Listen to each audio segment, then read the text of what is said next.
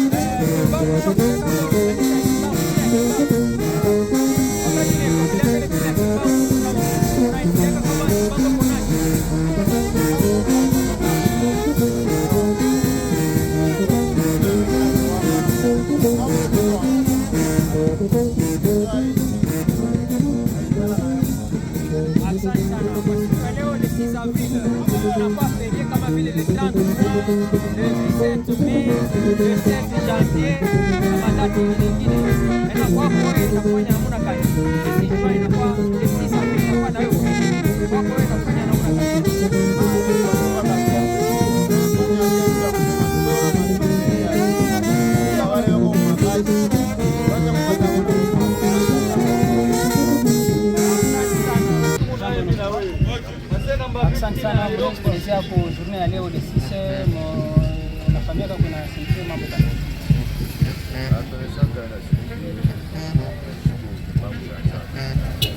Kanisa ya Kimbangu Iranza. Asante sana, c'est vrai, ndio siku kanisa ya Kimbangu Iranza. Maintenant siku ya leo tunaona ni 6 April, gouvernement congolais inaleta hii siku ya 6 April kwa journée fériée, sommet et payé. Kwa nini mnairecevoir ile message? Donc leo inakuwa journée fériée.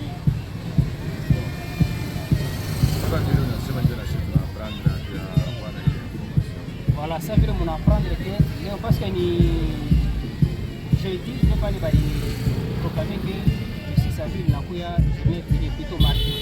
Maintenant, ça veut dire qu'on apprend que le 6 avril, on a quoi férié comme le 30 juin, le 17 mai, le 16 janvier. Maintenant, il n'y a pas de information.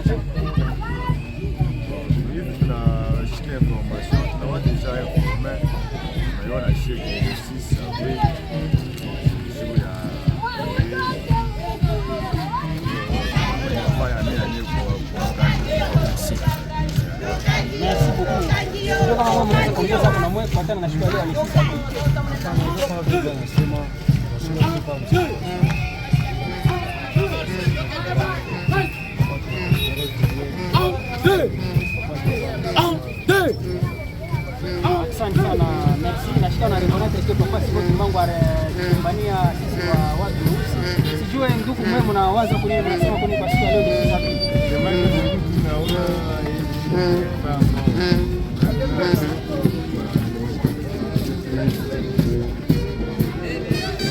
Asante sana, merci beaucoup.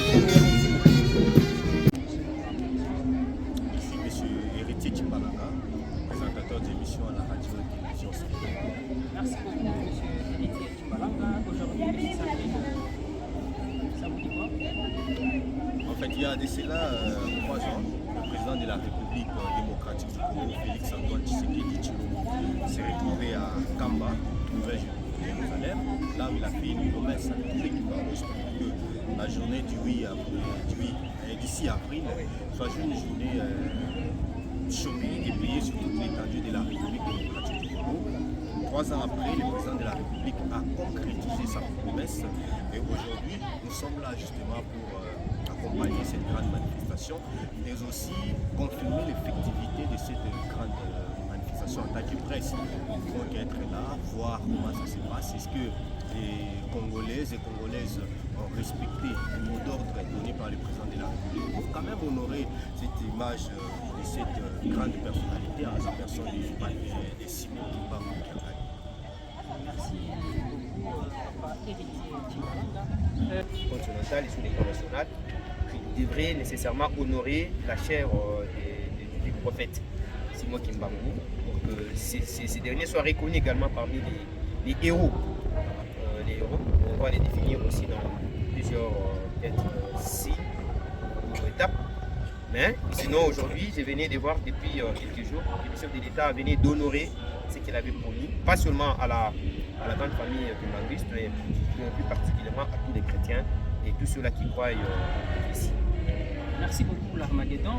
Mswahili mnaweza kutuelezea kwa nini kufuatana na wandugu leo wanatufuata peut-être français inakuwa un peu moins difficile. Effectivement, Mswahili tutasema ni journée munene sana hapana paka kwa Kimbanguiste. Paka kwa parce que Simon Kimbangu ni prophète. Prophète a choisi pour libérer pas Kimbanguiste, pour libérer le peuple de Dieu. C'est ma journée à Léo ni ville chef de l'État. Wenyewe nzi wa mkini alilakaka après kupita kwa invitation amevitaka Kamba cérémonie nationale comme internationale ya famille kimbanguiste wote que il faudrait honorer une personnalité une grande prophète qui a prophétisé même pour Mami Tumina Fanchika Congo par rapport à ces prophéties. Donc il faudrait l'honorer, oui, ma sens, pour que ces derniers bâtis m'a souvenir ma mémoire et avant tout. Pratiquement, les messages qui nous ont apportés avant tout beauté, c'est un grand jour pour tout celui qui croit en Dieu, parce que c'est un homme de Dieu. Bonjour papa. Bonjour monsieur. Vous pouvez vous présenter, sachant que Merci beaucoup. Je réponds au nom de Dr Didier Mbaki Tseki, habitant de Montcalm. Merci beaucoup, Dr Didier Mbaki. Aujourd'hui, vous êtes avec nous, les Kimbanguistes. Quelle est votre intervention? En tout cas, je suis vraiment très content de voir en ce jour d'aujourd'hui, enfin 2 ans après, n'est-ce pas, le début de l'œuvre de notre père spirituel, Simon Kimbangu, que le président de la République, bien sûr, le 5e président, a accepté par le truchement d'une ordonnance d'instituer le jour d'aujourd'hui, le 6 avril, la journée du combat de notre père Simon Kimbangu et la conscience de l'Afrique. Merci beaucoup, docteur. Pour nous, les Kimbanguistes, la date du 6 avril constitue pour nous le début du ministère de papa Simon Kimbangu. Vous venez de le dire récemment, le président a envoyé une ordonnance selon laquelle le 6 avril est maintenant reconnu comme le jour férié. Quelle est la réaction de la population congolaise en particulier? Je pense que tout Congolais doit être très content le fait que nous venons de reconnaître notre héros panafricain. Vous savez, si c'était un blanc, tout le monde devait être, je ne sais pas moi, très joyeux, mais si aujourd'hui on a essayé de lever notre père, en tout cas tout Congolais digne de ces noms-là, il doit reconnaître vraiment la journée d'aujourd'hui.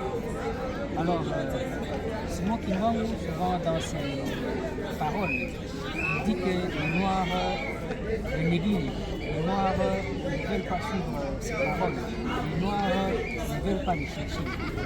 Maintenant, aujourd'hui, au lieu de cette journée sud-africaine fériée, maintenant, vous qui êtes avec nous, quel est l'angle dans lequel vous considérez Simon Kimbangu? Parce que Simon Kimbangu réclame que vous êtes en train de l'aider, cependant il vous a libéré de l'esclavagisme, il vous a libéré dans les mains des Blancs. Je crois très bien que Simon Kimbangu est pour nous l'envoyé spécial de Jésus-Christ sur la terre. Donc c'est le prophète de Noir, et tout Noir qui se respecte en ce jour d'aujourd'hui doit comprendre vraiment que nous devons être derrière notre prophète. C'est lui qui est venu libérer la race noire. Merci beaucoup. Un dernier mot concernant ceux-là qui nous suivent et qui ne connaissent pas Simon Kimbangu. Je dirais tout simplement que l'homme noir doit se prendre en charge et doit savoir écrire sa propre histoire. Et nous devons faire le tout, même au niveau de notre éducation, sensibiliser tout le monde, sensibiliser les enfants, la jeunesse à venir sur qui est Simon Kimbangu réellement. Merci. Merci beaucoup. Donc l'homme noir doit apprendre à écrire sa propre histoire. Merci.